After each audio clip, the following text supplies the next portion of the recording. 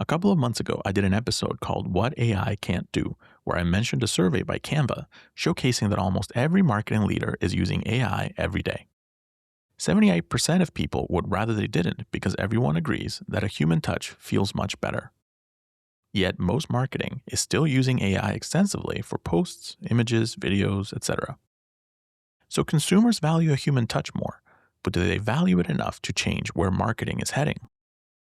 Old school items like iPods and record players made a comeback to move away from screens and subscriptions. But most people still use YouTube and Spotify every day because it's free and convenient. For most people, the difference isn't worth the trouble, even if everyone agrees how bad screens are or how subscriptions are everywhere, forcing us to never own anything anymore. Good enough wins a lot more often than we like to admit.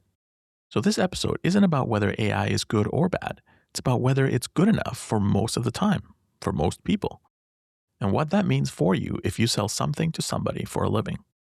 My name is June, and this is Antiviral, a human approach to marketing.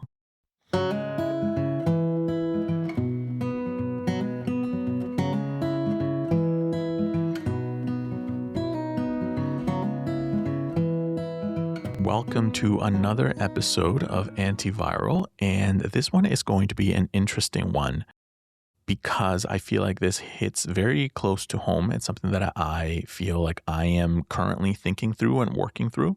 And I just wanted to put my thoughts out loud because I don't know, I find it really interesting kind of where we're headed when it comes to AI and marketing and what needs changing, if anything, if you will. And yeah, these are mostly just my own thoughts about it. I haven't fully formed, a solution even for my own business, but I wanted to put this out there so that other people can actually think about this as well, because I think we are at this point in time where AI is essentially good enough to take over a lot of things that used to be human made. And, if you sell some sort of service for people, it might be something that is impacting you quietly and you haven't kind of thought about it, because I feel like that's what's happening in marketing right now. And let me give you a little bit of background as to why I'm thinking about this. And I've talked to a few people and I've done a little bit of research on the industry, the marketing industry as a whole. And for the most part, the marketing industry is doing fairly well in that it keeps growing. It's still making money and making more money every year. But the amount of agencies, the amount of freelancers, the amount of consultants and stuff feels like it's slowly dwindling down. And the numbers sort of back that up. I've talked to a few people in the space, and everybody just kind of thinks that way, right? That AI is actually a very big threat to the marketing industry because a lot of marketing was creating websites, was creating advertising, was creating whatever it was. But now AI is slowly taken over, especially for smaller businesses, especially for even large businesses that just don't want to spend the money, if you will. And because I'm a consultant and because most of my client base is service-based industries, I think this is a very interesting topic that is going to be relevant for a lot of people that follow me. So that's kind of what we're going to go through because, and I've been talking about this if you've been following up to now, but I think and I use AI in a very specific way, and it's probably slightly different than what most people tend to use it with. Um, I like to use it to expand, my time, but not my judgment. So I still do a lot of my own judgment and critical thinking and creativity myself. And that means that essentially the bottleneck is me, right? Because AI can put a lot more things a lot faster. But I think the general consensus, and you can see this across the board, you can see that across surveys and across other reports talking about how most people don't like AI created content. just period, right? It doesn't matter what kind it is. People just don't like it because it doesn't feel human. It doesn't feel real. It doesn't feel like something that I can or am willing to connect with. That is the general consensus, the general public. Everybody agrees on that. But the reality is that human work is much more expensive than AI, right? And now that AI keeps improving and has improved enough, I think a lot of people are starting and slowly kind of gathering and using AI more and more to do things that they used to hire people for because it is, quote unquote, good enough. And there is a study by the Imperial College and Harvard that I want to point out that says that roughly 2 million postings across 61 countries found that within 8 months of ChatGPT's launch, freelance writing posts, and I'm assuming they're talking about Upwork, but an Upwork related kind of sites, but freelance writing posts fell about 30%. Development about 21%, and graphic design about 17% after image generators arrived. So again, a very clear pattern that it's not that people don't like human work, but it makes it so accessible and so easy. AI is making things accessible and easy that people are going to that first rather than going to human work first. And that is the pattern that I think we're finding ourselves in. And this is an old pattern. This is not new. AI is new, but the pattern is not. Because if you think about this, we have always done this. We're always looking as humans for some reason. We're always looking for shortcuts. We're always looking for things to, I guess, to maximize, to be, to spend the least amount of effort to get the most amount of whatever it is. And I go back to when I first entered the digital marketing space. And I remember there being like templates everywhere. And templates took over a lot of work that used to be done by designers, by, whatever. Same with stock photography as an example. Stock photography took a lot of work that could have gone to photographers to actually, take pictures of specific things for your benefit. But stock photography made that ceiling a lot easier to attain. So now a lot of small businesses, a lot of people just simply don't bother and stick to stock photography. So this idea and this pattern of good enough has really been around for a long time, probably longer than I think it has. And the major difference right now is that AI is so good at so many aspects of things, if you will. I can only talk about marketing specifically because that's my field, but I'm assuming that it's become really good or it can learn really well on patterns of other industries and other areas, that it's taken over bigger chunks than all of these like templates or stock photography, all these things that used to do, which it would take chunks out of one specific line, if you will. But AI can take a lot bigger chunks from a lot more areas. And the interesting part about this is that, the doom and gloom idea that now AI is going to take all of our jobs and, everybody is not going to have any jobs anymore, doesn't seem to be holding much weight, even though AI is slowly kind of reshaping how these industries work and how business works in general. Because I read an article on how, and actually this has been going on for a long time, but all major CEOs of like OpenAI and Anthropic and all these kinds of things were all kept saying, and I'm pretty sure they keep saying it, that AI is just 6 months away from, completely obliterating jobs in like all industries. And it's been going on for a couple of years now. And I'm pretty sure we are still here.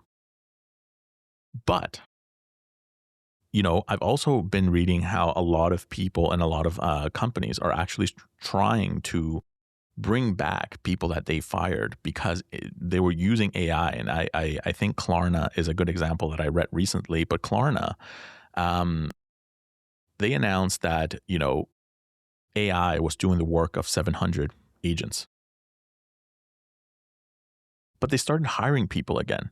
And you see this across the news as well. But they started hiring people because they started realizing that AI is actually getting fairly expensive because you're using it for everything and all the time. Not only that, but AI makes mistakes all the time. So you need to hire people to manage them. And at some point, it becomes easier to just hire people and have people do those jobs that require better thought process and better decision making and all these kinds of things, because it eventually ends up being cheaper than having to hire AI, pay for that, hire someone to oversee that also needs that knowledge, and then pay for that, and then having to fix mistakes, which also costs money, et cetera, et cetera, et cetera. But they started hiring humans again, right?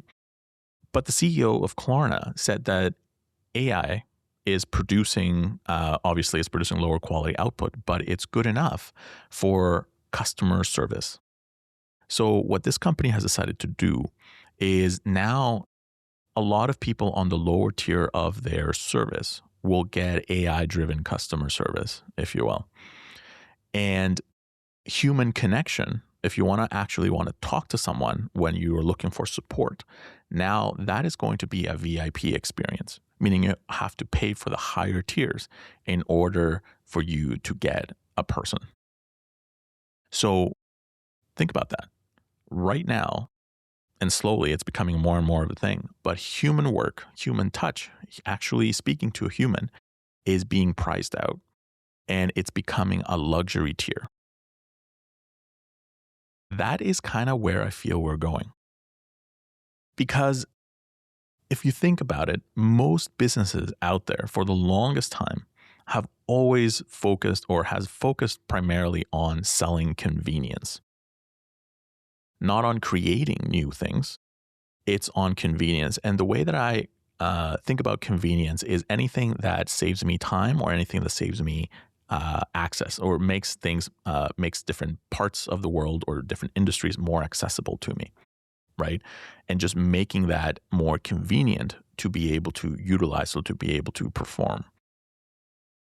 And because we were selling convenience for the longest time, we have everything that we have right now.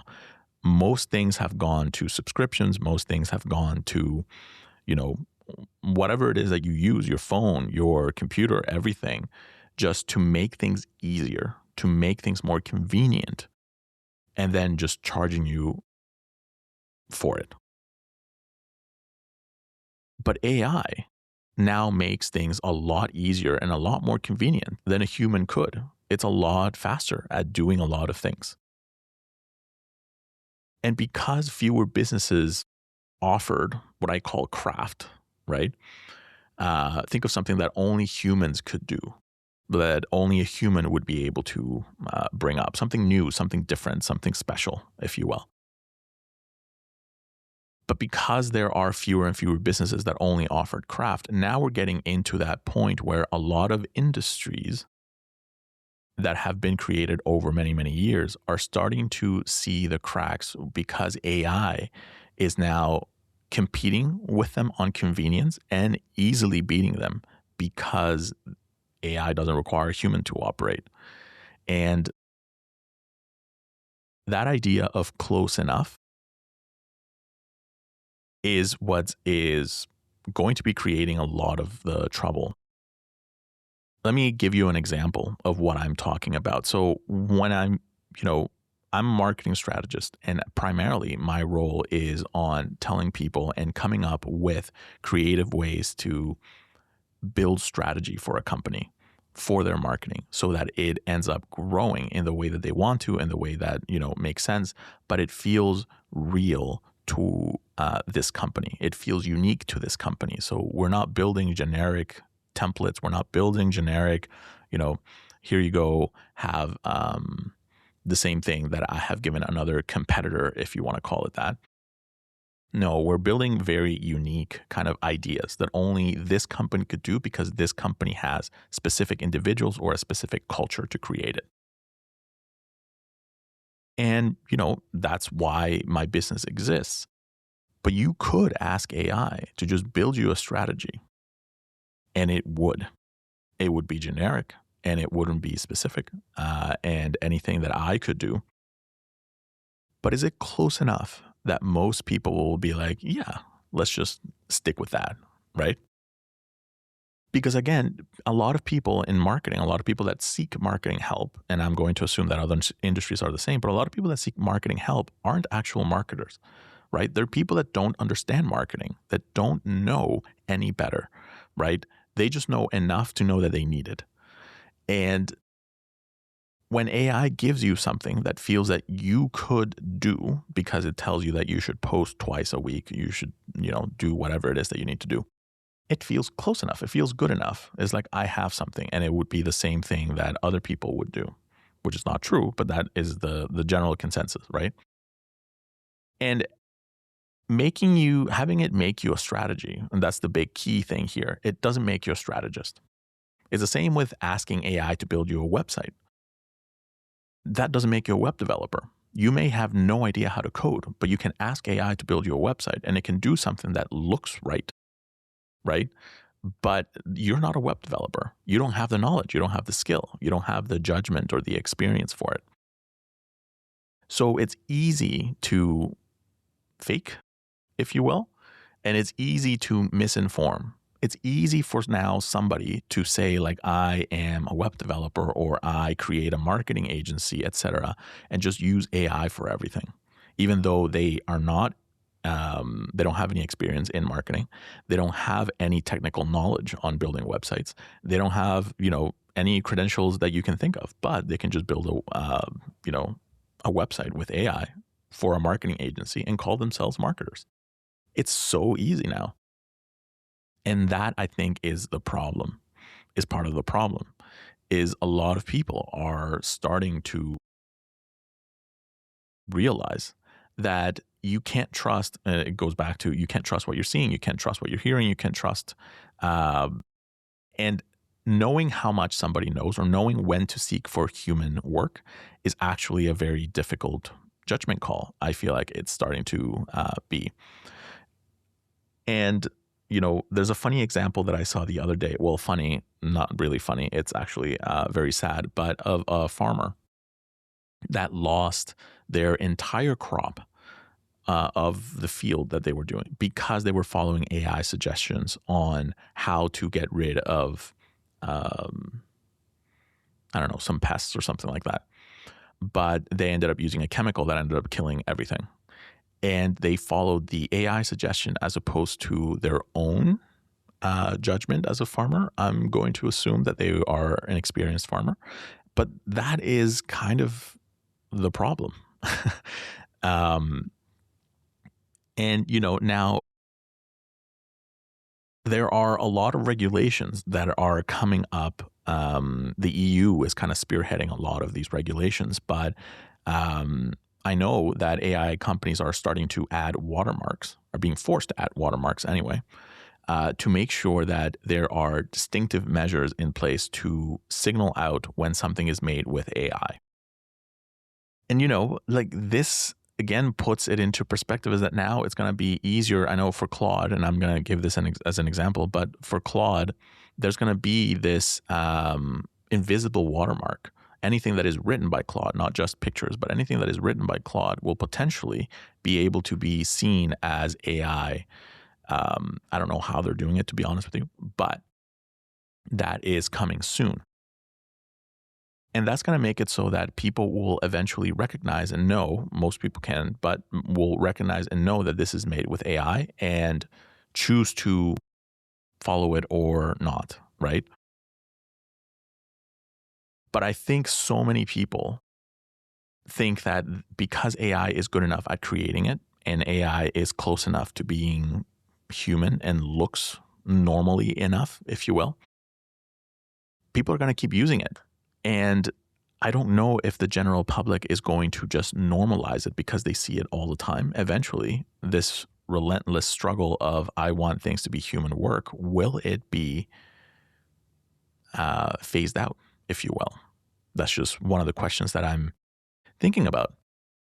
But I think one of the things that we just need to accept overall is that AI is here. And depending on the industry, um, AI could be the most convenient solution there is right now. And we have to figure out what is it that we should do next because of it, right? And stop potentially doing what everybody has always done, which is to try and sell some level of convenience. I'll give you an old school example, actually. When I used to work at a company for corporate marketing, there used to be an inventory tracking company that was trying to sell their software to the company that I worked with, right? So everybody sat down, the CEO and everybody was sitting down, and they were doing their pitch and their demo. And, the owner eventually asked if it was cheaper to use their product than what we were using at the time, which was a very simple spreadsheet to handle our inventory. Now, granted, there was the inventory that we used to handle wasn't that big a deal. It wasn't that much in the grand scheme of things. So we were just making do with a spreadsheet. And obviously, the software was going to be much more expensive than just the Google Sheet, right? So the owner didn't move forward with it because it was much more convenient to just continue to work on a low-tech solution on something that just worked and not try to change the entire system that we were using just simply for what, right? Because it was nicer looking. So all of this, right? I've been kind of mulling over and trying to think about what is it that we should be. What are potential options for us? What are potential solutions for people that are trying to sell something to other people that AI may be slowly taking over, if you wanted to call it that? But I think one of the options that I found that I think is actually, it could be smart, but it's moving towards work where being wrong is very costly. Because I think a lot of people, going back to the idea of good enough, a lot of people aren't willing to move from something until it's actually costing them, right? So think about my inventory tracking software that was being pitched. If the spreadsheet had made an error or we couldn't access the spreadsheet for some reason, or there was some sort of issue, right, that made the spreadsheet not work as efficiently or not work anymore, I am pretty sure we would have gone with that software immediately, that tracking software immediately, right? Because it's costing something. So it's understanding where are the businesses or where are the verticals in our industry where being wrong is costly. It costs enough that people are actively trying to avoid it. Because if they're actively trying to avoid it, then they're going to be seeking more often than not a human to actually make the decision, to actually make the work, because it's easier to trust, right? Another option that is worth looking into is actually offering different rather than offering average, better than average. And what do I mean by this? And it's because, again, similar with what we were talking about in a few episodes ago, but the idea that AI is raising the floor up to average, right? AI can make a lot of things average, which is fantastic and great, but that is the new floor. So for the companies and the businesses and the industries that only ever used to do slightly better, I only need to be slightly better than my competition, if you will. That option doesn't work anymore because AI can very easily overcome slightly better. That's not a thing to think about. The thing to think about right now is to offer different. And it's the idea of like essentially being a one of one, right? Where you are doing your own thing, you are doing a unique thing, a different thing that can be within marketing or can be within whatever industry, but it is unique enough that there is no competition around you, right? There is nothing but you in this area. And, that you can only get there by human creativity, essentially. And the last kind of option that I have thought of is to sell judgment, taste, instead of convenience. Because again, most businesses have been brought up to sell some level of convenience, but instead to actually sell judgment, to sell taste, to sell the human touch, if you will, that a lot of people have, because AI is going to be here and AI is potentially going to be used in a lot of businesses, already is in a lot of businesses.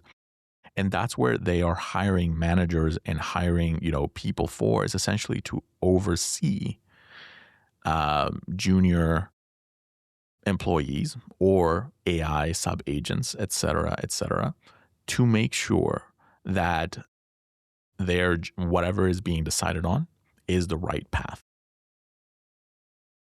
So selling that judgment, selling that taste, if you will, of what you are, of who you do, or how you understand the world, might actually be a lot more useful than selling just simple convenience. Because, at the end of the day, I think that people will start seeking more human work when they start getting burned by AI more. Now that more and more people are starting to use it, I think there's going to be a point where enough people have been burned by AI and have made costly mistakes that they're going to start seeking human work again. It's going to balance it out, right? We're going through a little bit of an unbalance, everybody's trying to figure out where AI has its place. But I think there's going to be a place for both. It's just going to look different. And I think it's one of those things where everybody that is trying to do a business and trying to use humanity, a human approach, if you will, to their business, is to start thinking about and accepting that AI is here, and how do we transfer, how do we change, how do we move with the flow and with the technology so that we are in a good position by the time that balance comes in. Because I think everybody already knows that human work is better. Human work by somebody that actually has the expertise, that actually has knowledge, is always going to be better. But they need to find a reason to care about human work more than what's convenient. And it's hard to move people away from convenience when there's nothing particularly or effectively wrong with it, right? So it's about showing and making the stakes, right, visible, and the complexity visible. Because a customer who understands how detrimental mistakes in judgment are and wants to prevent them is going to be a customer who suddenly finds a budget for human work.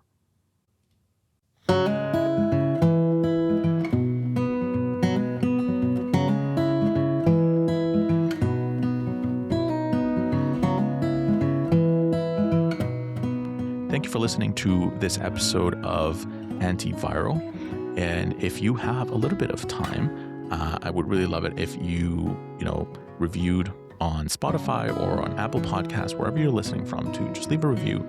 It really helps this episode, and it really helps the podcast grow. And if you have any issues or you have any questions that you want answered in a future episode, just go to my website and contact me. I am happy to talk, and I'm happy to build episodes around what people actually want to listen to. So thank you very much. Take care, and I'll see you in the next one.